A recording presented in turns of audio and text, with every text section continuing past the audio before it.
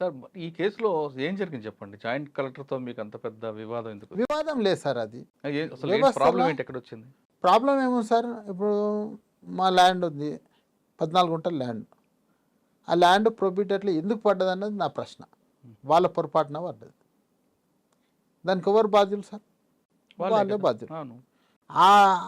ఇప్పుడు ఇన్ని రెక్టిఫై అవుతున్నాయి కదా సార్ ధర్నీలా, అంటే తప్పులు సరి చేస్తారని అర్థం. హ్మ్. తప్పులు సరి చేస్తారు అంటే తప్పు చేసినానికి ఒక్కనన్నా దండించరా? ఇలా ఇప్పుడు ఈ 2-3 సంవత్సరాల నుంచి కానీ ఇప్పుడు కానీ లక్షలు డిస్పోజ్ అవుతున్నాయి అన్నాను. అంటే తప్పునే సరి చేస్తున్నామని అధికారులు ఒప్పుకుంటారు. మరి తప్పు చేసిన ఒక్కనన్నా దండించరా? 1 లక్ష ఫైల్ డిస్పోజ్ అయినాయి సార్ ధర్నీలా. తప్పు చేసినోడిని, అప్పుడు ట్యాంపరింగ్ చేసినోడిని ఒక్కనన్నా పనిష్మెంట్ వచ్చిందా? రాలేదు. అంటే ఏంది? తప్పులు సరిదిద్దురు కానీ తప్పు చేసిన పనిష్మెంట్ లేదు. ఇంకా భయం ఎక్కడిది? అవును. మీ భూమి గురించి వివాదం చెప్పండి. వాళ్ళు ప్రొబిటెట్లు వేసారు. వేసిన తర్వాత ఏమైంది? ఇప్పుడు నాకు తీసేయమని నేను పోయినా. స్లాట్ బుక్ అయితే లేదు, తీసేయాలి, ఇప్పుడు ఎట్లా అని పోయినా. పోతే ఏమన్నాను, మీరు ఎంఆర్ఓ ఆఫీస్లో కనుక్కున్నాము, అది అందులో ఉంది, మాకు పవర్ లేదు. కలెక్టర్ ఆర్డీఓ ఆఫీస్లో కనుక్కున్నాం, కలెక్టర్కి పవర్ ఉంది. అది కలెక్టర్ ఆఫీస్లో కనుక్కున్నాం. అది మాడ్యూల్ 15లా అప్లై చేసుకోవాలని అన్నాను. ఫస్ట్ మాడ్యూల్ 33లో అప్లై చేసుకోమని చెప్పారు. 6 నెలలు తిరిగిన అది రిజెక్ట్ చేయాలి. దానివల్ల మొత్తం పాస్బుక్ క్యాన్సిల్ అవుతుంది. మాడ్యూల్ 33లో పెట్టుకుంటే అన్ని నంబర్లు బ్లాక్ అయిపోతున్నాయి. అరే ఇట్లా కాదని చెప్పి మళ్ళీ దాన్ని రిజెక్ట్ చేసుకుని ఒక 1 నెల రోజులు తిరిగిన. పైసలు అయితే ఇలే, డీజిల్ పోసుకోవాలి, తిరగాలి. అయితే అది రిజెక్ట్ అయిపోయింది. అయిపోయినాక మిగిలిన పని అయిపోయింది. ఇది ఒక నంబర్ ఏమైంది, మళ్ళీ మాడ్యూల్ 15 ప్రకారంగా అప్లై చేసుకోమన్నారు. అప్లై చేసాం. ఎంఆర్ఓ ఆఫీస్కి పోయినాం. ఆర్ఐ వచ్చిండు, రిపోర్ట్ తీసుకుండు, అంతా ఎంక్వైరీ చేసిండు. ఎంఆర్ఓ గారు అందరు సంతకాలు పెట్టి ఫైల్ ఆర్డీఓ ఆఫీస్కి పోయింది. ఆర్డీఓ ఆఫీస్లో కూడా ఫుల్ ఫ్లెడ్జ్గా ఫైల్ అంతా అయింది. జాయింట్ కలెక్టర్ ఆఫీస్కి పోయింది. జాయింట్ కలెక్టర్ ఆఫీస్ పోయింది. ఆడ సెక్షన్లో ఉన్నాం. జాయింట్ కలెక్టర్ గారు ఏమంటారు, సెక్షన్లో మాట్లాడండి. నేనేం చూస్తాను, సెక్షన్లో మాట్లాడాలి మీరు. అరే నీ దగ్గరికి వచ్చిందంట కదా సార్ ఫైలు, మీకు మా బాధ చెప్తున్నా. వాళ్ళు కదా ఎక్స్ప్లెయిన్ చేసేదని ఆయన. వాళ్ళ దగ్గర పోతే అన్న మస్తు చెప్తారు, ఫైల్ లేవు, అయితే లేవు, పైసలు ఇస్తే అవుతుంది, లేకపోతే లేదు. ఎవరన్నారు ఈ మాట? మదన్ మోహన్ రెడ్డి అన్నాడు, ఎవరైనా? Senior assistant. ఓకే. అయితే నేను అంతకంటే ముందు ఈయన రాజరెడ్డి దగ్గరికి పోయినా, సూపరింటెండెంట్ దగ్గరికి. ఆ ఫైళ్ళు మీరు పేపర్లలో చూస్తారు కానీ ఫైల్ చేయడం మూవ్ అవుతలేవు అని చెప్పిండు ఆయన. సెక్షన్కి పోయినా, అవుతున్నాయి, సెలెక్టెడ్ అవుతున్నాయి, పైసలు ఇచ్చిన వాళ్ళే అవుతున్నాయి అన్నాడు. అరే అట్లా మరి సరే మరి ఎట్లా అంటే, నాదేముందన్నా నాకు ఇచ్చేద్దు కానీ సార్ది మాట్లాడాలి. మాట్లాడితే ఎంత మళ్ళీ 2 రోజులు తిరిగినా, నాకేం అర్థం కాలేదు. ఇది ఎక్కడిది? ఇప్పుడు ఏదైనా అవసరం ఉండి పోతే రిజిస్ట్రేషన్ ఆఫీస్ పోతాం, మనం రిజిస్ట్రేషన్ చేసుకుంటే డబ్బులు ఇస్తాం, ఇదేంది ఉల్టా అని అంటే, సరే ఇక మాట్లాడాను. మళ్ళీ 2 రోజుల తర్వాత అయినా, అన్న ఎంత మాట్లాడాలి, సరే 5 లక్షలు మాట్లాడతానా అని ఆయన అన్నాడు. సరే నీ ఇష్టం అని చెప్పి. మీరు ముందే అసలు లంచానికి వ్యతిరేకం కదా, మరి ఎందుకు ఒప్పుకున్నారు? చూద్దాం, డెప్త్ ఎంత ఉంటుంది అన్నది తెలవాలి కదా సార్. లెసన్ కూడా నేర్చుకోవాలి కదా సార్. మాట్లాడు మరి అన్నాక, అన్న 10 అడుగుతుండు అని అన్నాడు. ఇదే ఎక్కువ కదా అన్నాను. అంటే అన్న 8కి ఒప్పించేసిన అన్నాడు. ఎవరన్నారు? మదన్మోహన్ రెడ్డి. 8కి ఒప్పించేసిన అన్నాడు. అన్నాక సరే మంచిది, మరి పైసలు ఇస్తే అయిపోతుంది, పని చేయమని పైసలు ఇస్తా అని చెప్పిన సార్. కానీ మీరు ఎప్పుడు మాట్లాడారా జాయింట్ కలెక్టర్ గారితో? మాట్లాడలే. నేను మాట్లాడితే సెక్షన్లో మాట్లాడమన్నాడు, అంతవరకే. ఈయననే డీల్ చేస్తుండే జాయింట్ కలెక్టర్. ఎప్పుడు మీరు ఫోన్లో కానీ ఇక్కడ కూడా మాట్లాడలేదు? లేదు మాట్లాడలేదు. ఓకే. ఆయన అంత అవకాశం ఇవ్వలే నాకు, నేను మాట్లాడలేదు. ఈయననే మాట్లాడుతున్నాను. మాట్లాడినాక నేను పైసలు ఇస్తేనే పని చేస్తాను, పని చేస్తేనే పైసలు ఇస్తాను. మరి నాకు ఎట్లా తెలియాలి జాయింట్ కలెక్టర్కి నువ్వు ఇచ్చినావని? కరెక్టే. జాయింట్ కలెక్టర్ డబ్బులు ఇవ్వి, నేను పని కాకపోతే ఆయన అడుగుతా. మరి ఎట్లా తెలియాలి నువ్వు ఆయనతో మాట్లాడినావని? ఇప్పుడు నీకు డబ్బులు ఇస్తా, నువ్వు చచ్చిపోతావు అని అడగాలి నేను ఇదే వర్డ్ అడిగిన. ఎట్లానా, నేను మాన్యువల్ ఫైన్ మీద సంతకం పెట్టించుకొస్తాను అన్నాడు.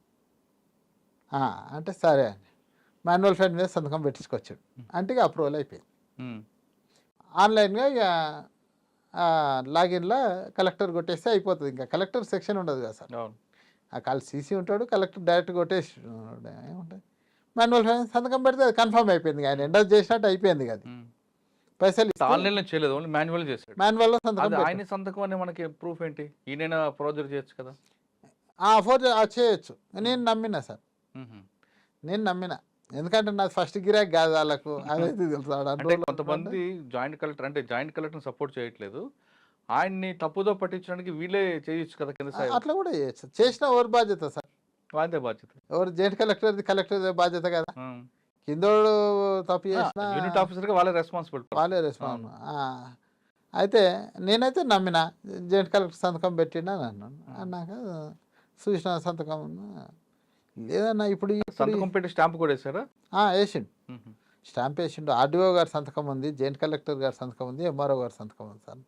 ఒకవేళ ఆయన జాయింట్ కలెక్టర్ ఫోర్జరీ చేసిండు అనుకోండి, ఆయన ఆన్లైన్ కొట్టాడు, మళ్ళీ ఈ ఫామ్ కావాలి. అవును, district level scrutiny committee form కావాలి. మళ్ళీ ఆయన అప్పుడు ఫ్రెష్గా జాయింట్ కలెక్టర్ పెట్టాలంటే మరి ఎంఆర్ఓ ఆర్డీఓ ఏడీ సంతకాలు కావాలి కదా సార్, కొత్త ఒరిజినల్ కావాలి. అవును, అందుకోసం జాయింట్ కలెక్టర్ సంతకం అయి ఉంటుంది అన్నది నా నమ్మకం. సరే అన్న, మరి ఏంటంటే నువ్వు పైసలు ఇస్తా, అట్లా ఒక వారం అవుతుంది, నువ్వు కొట్టంటే పైసలు ఇస్తేనే కొట్టిస్తా అన్నా. లేదు ఇప్పుడు ఆల్రెడీ జాయింట్ కలెక్టర్ సంతకం పెట్టింది కదా, ఇప్పుడు డబ్బులు ఇవ్వకపోతే ఏమవుతుంది అని అడిగిన. ఆల్రెడీ ఆ మాన్యువల్ అప్రూవల్ అయింది. ఏమవుతుంది అంటే ఒక ఫైల్ తీసి చూపించింది నాకు మదన్మోహన్ రెడ్డి, కృషాంక్ ఇది కలెక్టర్ గారి టీచర్ది, ఇది ఫైల్ జాయింట్ కలెక్టర్ గారు సంతకం పెట్టారు, కలెక్టర్ గారు పైసలు ఇవ్వకపోతే రిజెక్ట్ చేశారు. కలెక్టర్ గారు రిజెక్ట్ చేశారు. జాయింట్ కలెక్టర్ గారు పెట్టిన సంతకం చూపించాడు. కలెక్టర్ గారి దగ్గర ఆయన ఇట్లా గీత కొట్టి కింద ఏదో నోట్ రాశాడు. ఎవరు కలెక్టర్ అండి? అదే కృషాంక్, రంగారెడ్డి జిల్లా కలెక్టర్, ఇప్పుడున్న కలెక్టర్. నేను చెప్పేది వారం రోజుల స్టోరీ సార్. ఇప్పుడున్న కలెక్టర్ ఆ స్టోరీ చెప్పింది నాకు మదన్మోహన్ రెడ్డి.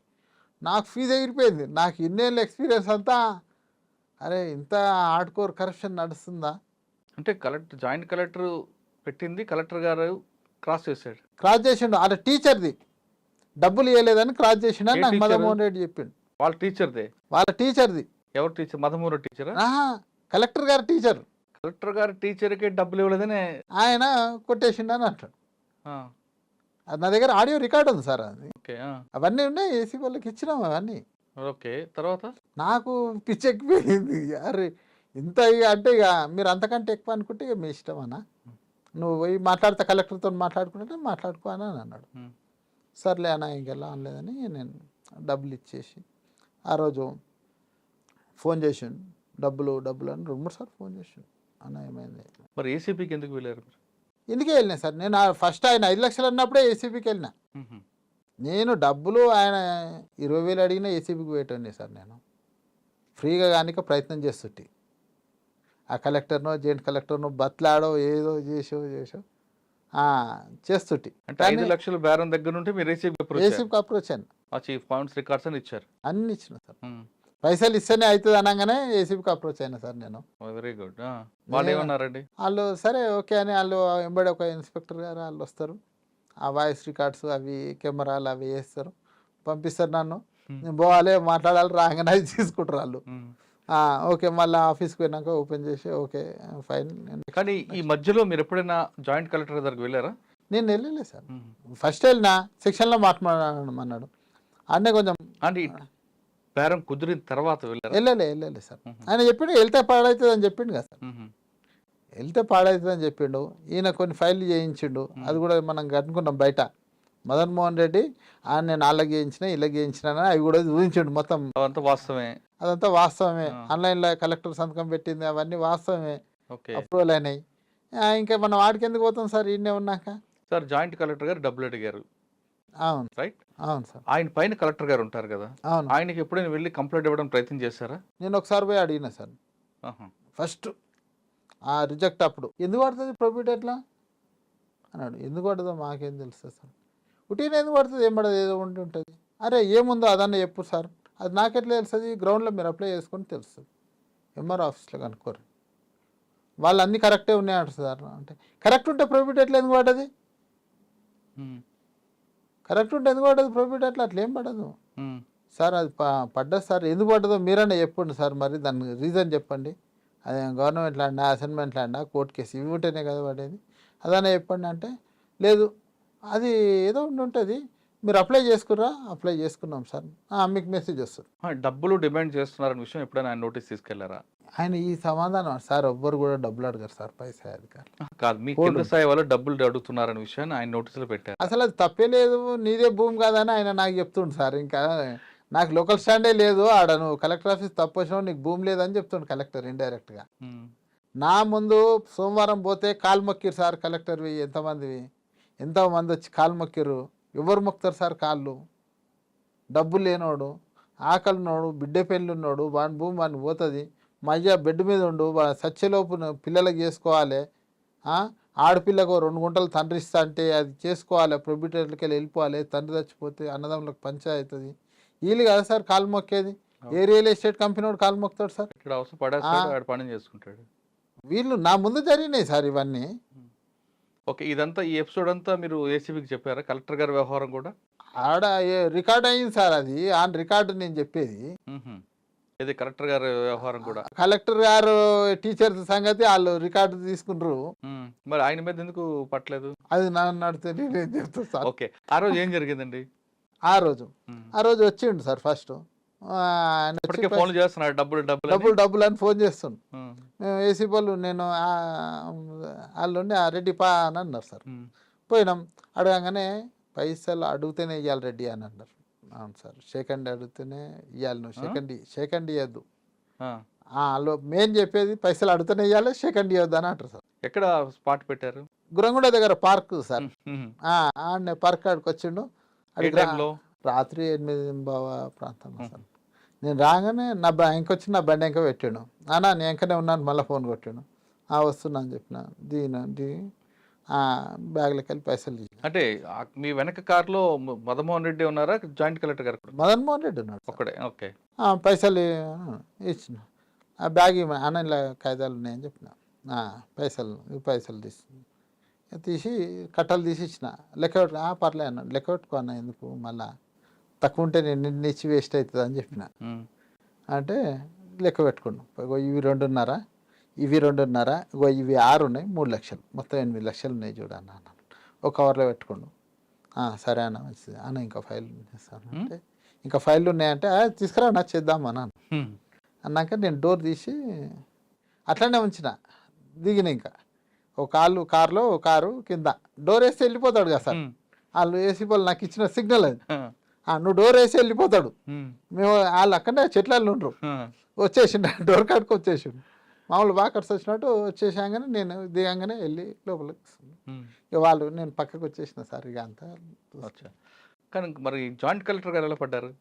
ఈయన చెప్పేసిండు నాకేం సంబంధం లేదు, జాయింట్ కలెక్టర్ గారు మాట్లాడినా వాళ్ళు ఆయన కోసమే ఈ డబ్బులు అన్నీ అని అన్నాడు. అప్పుడు వాళ్ళు కెమెరాతో షూట్ చేసుకుంటూ మరొకసారి చెప్పమన్నారు. చెప్పిండు. అది నంబర్లతో ఫోన్ కలపంటే ఫోన్ కలిపిండు. ఆయన అవుటర్ రింగ్ రోడ్ కాడున్న, అవుటర్ రింగ్ రోడ్ ఎక్కే దగ్గర, అంబర్పేట కాడ అవుటర్ రింగ్ రోడ్ ఎక్కే దగ్గర ఉన్నా, ఆడికి పైసలు తీసుకొని మొత్తం ఇచ్చిండు. అమ్ముతానే 8 లక్షలు ఇచ్చిండు అని జాయింట్ కలెక్టర్ అన్నాడు. మొత్తం 8 ఇచ్చిండు అని నేనే చెప్పిండు. అవుటర్ రింగ్ రోడ్ ఎక్క దగ్గర, అంబర్పేట కాడ ఉన్న అవుటర్ రింగ్ రోడ్ ఎక్క దగ్గర ఉన్న, అడిగి రా పైసలు తీసుకొని అని చెప్పిండు. రాత్రి పోయిండు. ఫస్ట్ ఆయన పంపించారు మదన్మోహన్ రెడ్డిని. పంపించగానే 8 లక్షలు ఇచ్చేసి ఆయన కిందికి దిగాగానే వెళ్ళిపోయి పట్టుకొని జాయింట్ కలెక్టర్ పట్టుకొని కలెక్టర్ ఆఫీస్ తీసుకొని వచ్చారు. ఏమన్నాడు ఆయన? ఇక ఆయన గాళ్ళు మాట్లాడుకుంటారు. మిమ్మల్ని చూసాడు అప్పుడు? చూసి ఏమంటాడు? నన్ను నేను ఏమంటే పెద్ద స్థాయి అధికారులు కదా సార్. అంటే నేను నిన్ను అడిగినా అన్నాడు. నీ పర్మిషన్ లేనిది వాడు అడుగుతాడా అని నేను అన్నా. నీ పర్మిషన్ లేనిది ఆయన సీనియర్ అసిస్టెంట్ 8 లక్షలు అడుగుతాడా, ఏం మాట్లాడుతున్నావు అని అన్నా. నాకు కూడా తెలియదు. నీకు తెలియకపోతే నువ్వు జాయింట్ కలెక్టర్వే కాదు, నువ్వు అటెండర్ కూడా పనికి రావు. నీ ఆఫీస్లో నీ అసిస్టెంట్ 8 లక్షలు ఆడితే నీకు తెలియనప్పుడు నువ్వు జిల్లాలో మారుమూల ప్రాంతంలో తలకొండపల్లి ఉంటుంది, మారుమూల వికారాబాద్ దగ్గర ఉంటుంది, నువ్వు ఏం అడ్మినిస్ట్రేషన్ ఉంటుంది నీ దగ్గర, ఇక నువ్వు అటెండర్ కూడా పనికిరావు అని చెప్పిన. ఏమంటాడు సార్, వాళ్ళు ఏసీ వాళ్ళను దూరం కూర్చో రెడీ అని చెప్పారు. నువ్వు దూరం కూడా రెడీ ఆడ కూర్చోపో అని చెప్పారు. నేను ఆడ కూర్చుని వాళ్ళ పని వాళ్ళు చేసుకుంటారు సార్. ఆ ఇంట్లో ఎంత దొరికిందండి క్యాష్? నాకు తెలియదు సార్, వాళ్ళు అక్కడంతా వేరే. మీరు పట్టించిన తర్వాత సార్ ఆయనలో పశ్చాత్తాపం కనపడిందా సార్? చెప్తే ఎట్లుంటుంది అంటే సార్, నాకు కూడా అంత ఐడియా లేదు, కానీ పశ్చాత్తాపం అనేది కొంత దొరికిపోయాని అనేది ఉంటుంది. పశ్చాత్తాపం వేరు,